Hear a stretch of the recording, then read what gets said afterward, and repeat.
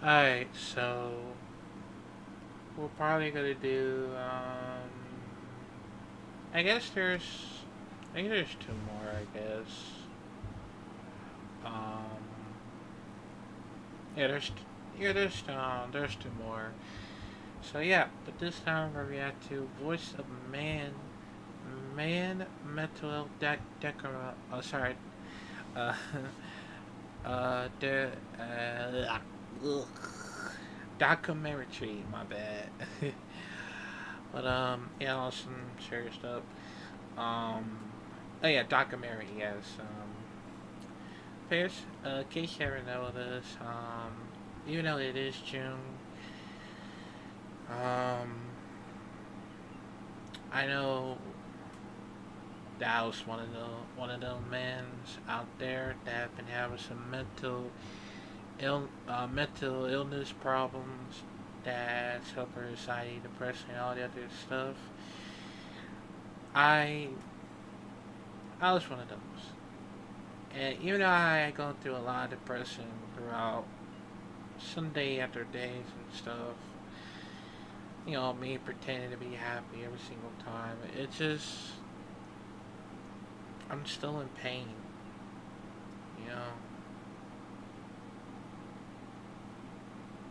I really am in pain, in case you ever noticed, so that's how I really feel about it, and yeah.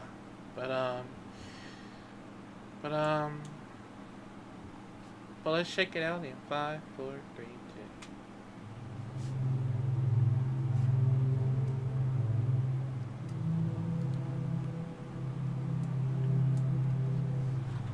Um, I know at one point I sort of found myself on a seventh story just thinking, yeah, I could make that if I jumped. Globally, almost people take their own lives every year. They have reported 40. The rates for men is twice as high as for women. In many countries, the rate was even higher. Men sent reported details on their mental health experience. I suffer from both anxiety and depression, and it can be a bit of a roller coaster ride.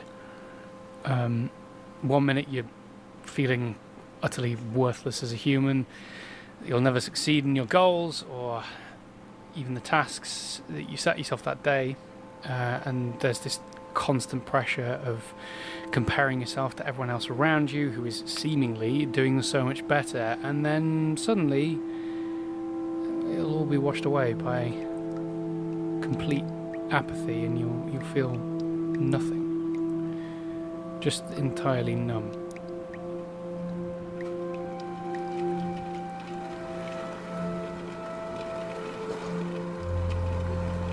At my worst, I physically feel empty. I have no energy. Breathing becomes weighted on my chest. I feel like I'm not in my body anymore. I am a United States veteran with mental health issues. My mental health issues, aside from PTSD, did not come from the military. But I joined the military when I was 19, and I remained undiagnosed for bipolar disorder for 7 years after that. I was only diagnosed once I got hit by a car and broke my neck.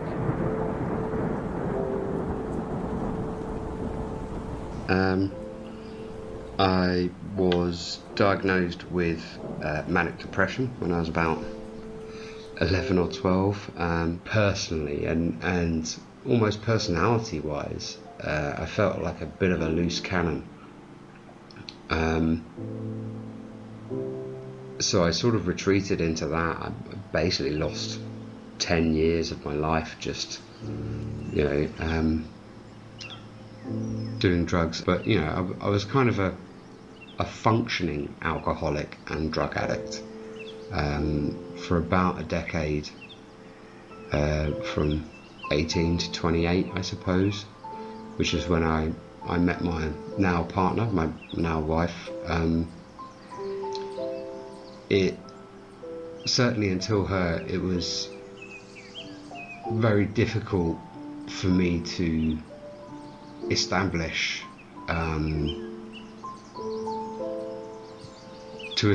long-lasting romantic relationships, because you want to hide the depressive side of yourself.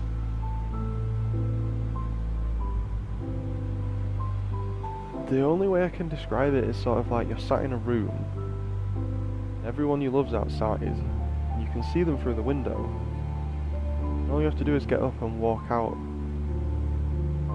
open the door, but you can't. You can't get up. Even though you want to go up, your legs won't move. So you want to do all these things, but your body won't let you do them. It's like debilitating. It stops you from doing things you want to do, even though you know you want to do it. Your mind tells you not to do it, because what's the point?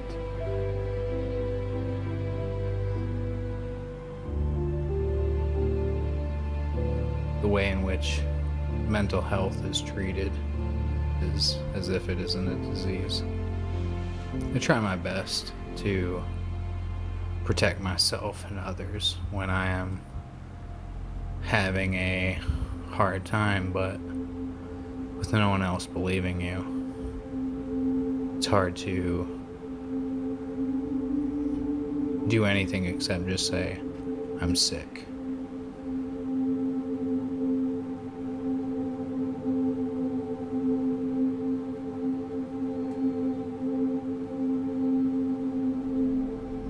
Mentally, it does affect me as a person.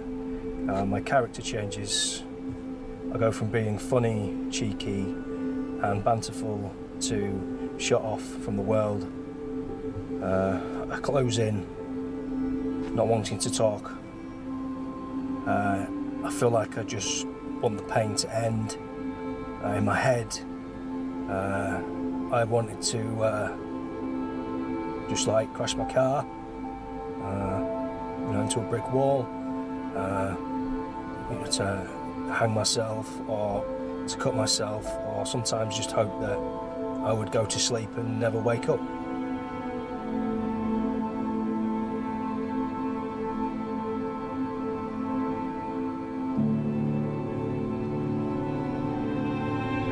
You know, time ticks by and you get older, and you know that time is essentially running out, as it is for everybody else, and you have this very distinct feeling that that everybody else in the world is having a better time than you are, which I'm sure isn't true. But to me, as somebody who struggles with my mental health, I feel that life is more difficult than it needs to be, or that it should be, and I resent that. I fundamentally don't trust people. I don't trust you. Because for almost my entire school life, I was bullied. I've been punched, I've been kicked, I've been called names, I've been excluded, people pretended I didn't exist, people threw my clothes in urine. So to this day, people who I've known for ages, there's a little voice that goes, at any moment they're going to betray you. They're going to turn around, they're going to attack you, they're going to distress you, they're going to do something. Any moment that group of people you're talking to, that party, that group of friends who you've known for years, your family members, at any moment they're going to attack you, they're going to hurt you. So you have to stay vigilant. Now, if me talking like that sounds like that would be stressful, yeah, this is what anxiety is. I was eating really badly, wasn't going to bed when I should be, it was affecting work, I'd lost a lot of friends, and things like that, and it all started to pile up and pile up.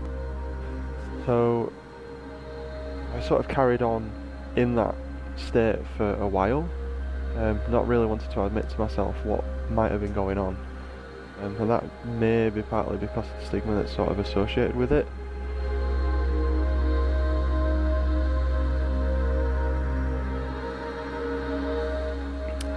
If you are in a position where you are genuinely considering taking your own life, the last person you're thinking of is yourself. All you can think about is the people around you and how you, in your head, are actively causing more damage to their lives by being around. And the fact that you think removing yourself from the picture will be more beneficial for them shows just how controlling your mental health can be when it's at its worst, and just how important it is, more so now than ever. And I think it really is important for people to reach out, to talk to those loved ones, those friends, family, whoever you know who might need it, people you've not been in contact for years, maybe even days. Just send them a message. I used to be one of those people who would feel like I was bothering somebody just by sending them a message or trying to get in contact with them, and I felt bad for it. And I don't want people to feel like that. I don't want people to think that, because that's such a bad mindset.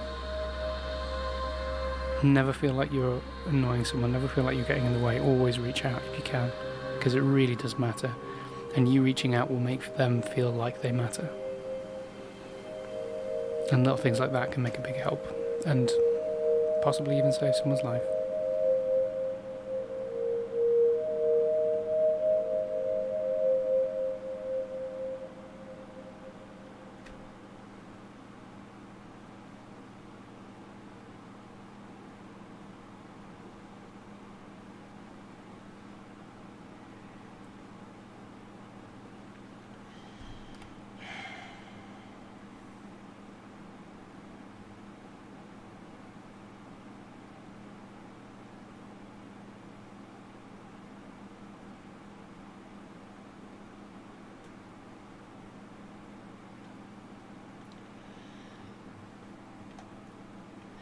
You know, I'm not gonna lie, it's actually, it is true.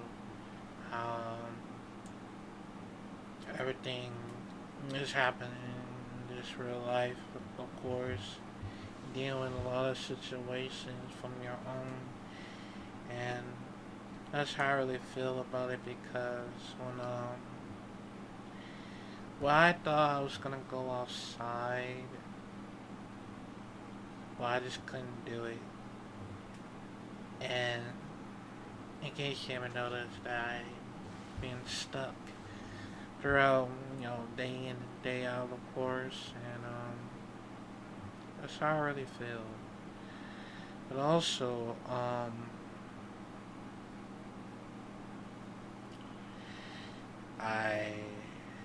remember when I was a kid, I was being bullied, and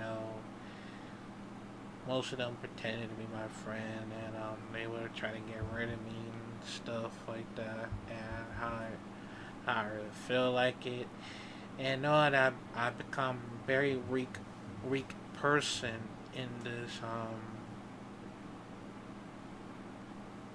I'm becoming this weak person in this world, because I know a lot of people that really hates about me and stuff, and it's how it really is, and